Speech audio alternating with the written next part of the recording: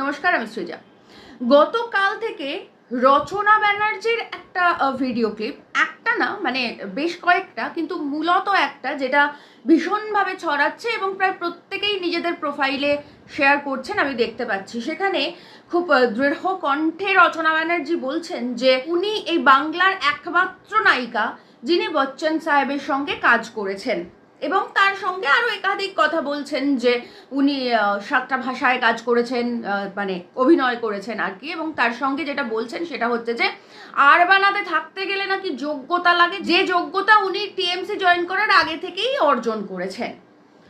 তো এখন প্রশ্ন হচ্ছে যে আমরা জানি যে রচনা ব্যানার্জি হুগলি যে লোকসভা কেন্দ্র সেখানকার সাংসদ, তাকে কল্যাণ ব্যানার্জি পদত্যাগ করতে বলার পরেই উনি ক্ষেপে উঠেছেন এবং উনি বলছেন যে উনি মানুষের জন্য কাজ করতে চান, ওনার এখনো মানুষের জন্য অনেক কাজ করার বাকি, তাই কিছুতেই উনি পদত্যাগ করবেন না। দরকার পড়লে উনি এই যে তৃণমূল কংগ্রেস যেটা এত করাপশনে ভরা, সেটা উনি এতদিন জানতেনই না, এই 4 মে 2026-এর পর জানতে পেরেছেন এত বেশি করাপশন। তো সেই দলটা ছেড়ে দেবেন, দরকার পড়লে সেই দলটা ছেড়ে দিয়ে উনি যাদের বিরুদ্ধে লড়াই করেছেন তাদের সঙ্গে হাত মেলাবেন, কিন্তু তারপরেও মানুষের জন্য কাজ করা ছাড়বেন না। মানে অন্ততপক্ষে ওনার যে ক্লিপটা, যেটা এত বেশি চারিদিকে মানুষ শেয়ার করছেন, সেটা শুনে আমি যেটুকু বুঝেছি এটার মানে এটাই দাঁড়ায়। এখন প্রথম কথা হচ্ছে যে রচনা ব্যানার্জি বলছেন যে উনি এ বাংলার একমাত্র হিরোইন যিনি বচ্চন সাহেবের সঙ্গে কাজ করেছেন। এ বিষয়ে দুটো প্রশ্ন মাথায় অবশ্যই আসে। সেটা হচ্ছে যে অমিতাভ বচ্চনের সঙ্গে কাজ করা মানুষের জন্য কাজ করার কি করে প্যারামিটার সেট করে এটা আমার জানা নেই। মানে জনপ্রতিনিধি হওয়ার যোগ্যতার মাপকাঠি কেন অমিতাভ বচ্চন হবে, সেটা নিয়ে অবশ্যই আমাদেরকে প্রশ্ন তুলতেই হবে। প্রথম কথা হচ্ছে অমিতাভ বচ্চন একজন অভিনেতা, তিনি এই রাজ্যের মানুষ পর্যন্ত নন। যদিও তিনি একটা সময় রাজনীতির সঙ্গে যুক্ত ছিলেন আমরা জানি, কিন্তু সেটাও তো তৃণমূল কংগ্রেস নয়, সেটাও তো তৃণমূল কংগ্রেসের বিপক্ষ রাজনীতির দলের সঙ্গে। তো সেক্ষেত্রে একজন জনপ্রতিনিধির যোগ্যতার মাপকাঠি কেন অমিতাভ বচ্চন হবে, সেটা নিয়ে হুগলি লোকসভা কেন্দ্রের যারা ভোটার তাদের আমার মনে হয় রচনা ব্যানার্জির কাছে প্রশ্ন তোলা উচিত। আর দ্বিতীয় কথা হচ্ছে যে উনি বলছেন এ বাংলার উনি একমাত্র নায়িকা যিনি অমিতাভ বচ্চনের সঙ্গে কাজ করেছেন। এ বাংলার শর্মিলা ঠাকুর থেকে রাখি গুলজার, সব থেকে বড় কথা জয়া ভাদুরী যিনি অমিতাভ বচ্চনের জীবন সঙ্গিনী, তিনিও তো এ বাংলার মানুষ। তো এখন সবকিছু ভুলে গেছেন নাকি উনি জানেনই না এ বাংলার অভিনেত্রীদের যে যোগ্যতা রয়েছে তার ধারে কাছেও রচনা ব্যানার্জি আসেন না কখনো।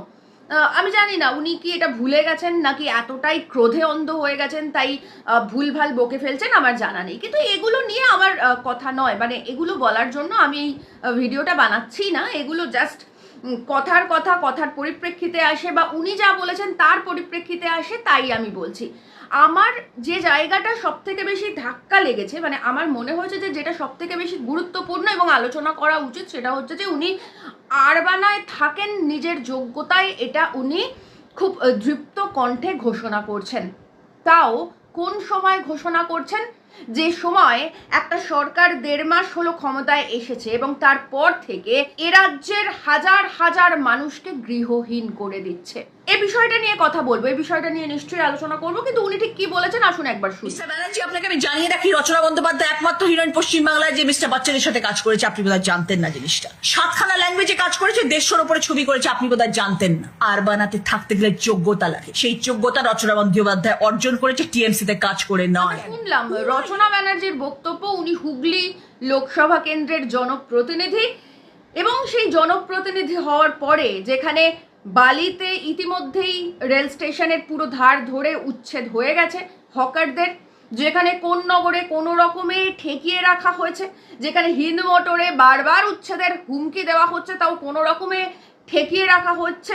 একই সঙ্গে চুচুড়া থেকে শুরু করে শেওড়াফুলি সব জায়গার হকাররা প্রতিদিন প্রাণ ধুকপুক করে ওনাদের, কবে উচ্ছেদ হয়ে যায়, কবে মাথার ছাদ চলে যায়, কবে কর্মহীন হয়ে পড়েন।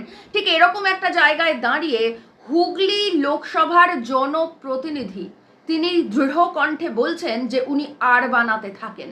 মানে সত্যি ভেবে দেখুন তো, হুগলির যারা ভোট দিয়েছেন, আমি তো হুগলির লোকসভার ভোটার নই, কিন্তু যারা হুগলি লোকসভার ভোটার তারা একটুখানি ভেবে দেখুন এই জনপ্রতিনিধিকে আপনারা চেয়েছিলেন? মানে এরকম একজন জনপ্রতিনিধির জন্য কি আপনারা ভোট দিয়েছিলেন, যে জনপ্রতিনিধি তৃণমূল কংগ্রেসের হয়ে লড়াই করেছে? এবং এখন যখন তৃণমূল কংগ্রেস পুরোটাই ভেসে গেছে, পুরোটাই হারিয়ে গেছে, সেই সময় যদি সত্যি সত্যি উনি মানুষের জন্য কাজ করতে চাইতেন, তাহলে আমার মনে হয় যে ওনার উচিত ছিল যে দলটা আর নেই সেই দলটার থেকে পদত্যাগ করা। এবং তার থেকেও বড় কথা, উনি নিজে মুখে বলছেন যে এই দলটার যে এতটা দুর্নীতি সেটাই উনি জানতে পেরেছেন 5ই মে 2026-এর পরে। তো জানার পরে আজকে 1 মাস 1.5 মাস হয়ে গেছে, তারপরেও উনি নির্লজ্জভাবে সেই পদ আঁকড়ে ধরে রয়েছেন এবং উনি জানাচ্ছেন যে দরকার পড়লে আমি খড়কুটোর মতন এনসিপিআই থেকে শুরু করে দরকার পড়লে বিজেপির সঙ্গে হাত মিলিয়ে কাজ করব, কিন্তু তারপরেও আমার যে জনপ্রতিনিধির যে পদ আমাকে মানুষ দিয়েছেন এবং আমি মানুষের জন্য কাজ করতে চাই, আরবানাতে থেকে আস্ফালন করে হাজার হাজার গৃহহীন মানুষকে এই কথাটা শুনিয়ে, তখন ভোটার হিসেবে আপনাদের লজ্জা হয় না? তখন আপনাদের মনে হয় না যে প্রার্থী নির্বাচনের যে ক্যাটেগরি সেটাতে আসলে আপনারা ফেল করেছেন? যে সময় গত 1.5 মাস ধরে হাজার হাজার হকাররা তারা কাঁদছেন, তারা নিজেদের মাথার ছাদ হারিয়ে ফেলছেন, তারা নিজেদের কর্মসংস্থান হারিয়ে ফেলছেন, সেই সময় দাঁড়িয়ে একজন জনপ্রতিনিধি, তাঁদেরই জনপ্রতিনিধি, তিনি সেই হকারদের নিয়ে একটা শব্দ একদিন বলেছেন?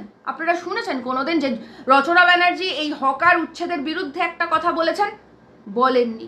অথচ উনি কখন রেগে গেলেন? যখন ওনাকে বলা হলো যে সত্যি সত্যি যদি দুর্নীতিগ্রস্ত হয় তৃণমূল কংগ্রেস, আপনি যদি এখন জানতে পারেন তাহলে পদত্যাগ করে দিন, এইটা শুনে উনি রেগে গেলেন। কারণ উনি যদি পদত্যাগ করে দেন তাহলে এই বাকি যে সময়টা সাংসদ হিসেবে সেটার যে ফ্যাসিলিটিসগুলো রয়েছে সেই ফ্যাসিলিটিসগুলো উনি আর পাবেন না।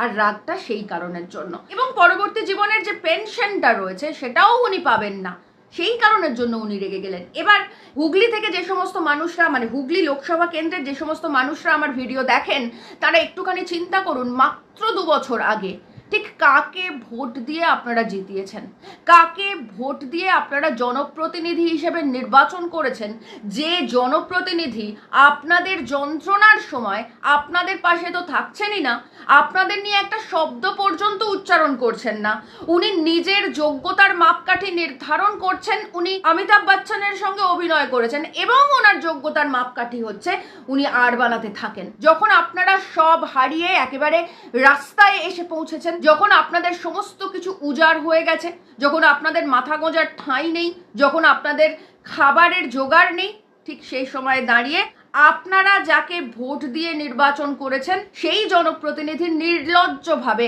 নিজের আরবানায় থাকার আস্ফালন করছে।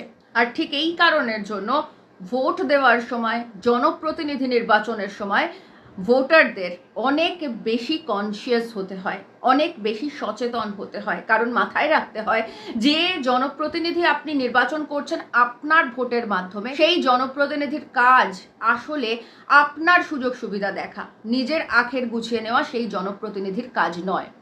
আজ এই রচনা ব্যানার্জির যে আস্ফালন, সেটা দেখে লজ্জায় আমাদের মাথা হেঁট হয়ে যাচ্ছে। গোটা রাজ্যবাসী হিসেবে আমরা লজ্জিত যে এরকম একটা অসভ্য অশ্লীল মানুষকে জনপ্রতিনিধি হিসেবে নির্বাচন করেছিলেন হুগলির মানুষজন। তাই যা ভুল হয়ে গেছে, কিন্তু আগামীতে আশা করা যায় যে আপনারা যখন জনপ্রতিনিধি নির্বাচন করবেন, গোটা রাজ্যের মানুষের কথাই বলছি, শুধুমাত্র হুগলির কথা নয়, তখন কিন্তু একটু বেশি সচেতন হবেন এবং কোন মানুষটা আসলে আপনাদের জন্য কাজ করবে, কোন মানুষটা আসলে আপনাদের জন্য কথা বলবে, নিজের আরবানায় থাকার আস্ফালন না করে আপনি ছাদহীন হয়ে যাচ্ছেন বলে চিন্তা করবে, এরকম একজন মানুষকেই আপনার জনপ্রতিনিধি হিসেবে নির্বাচন করবেন।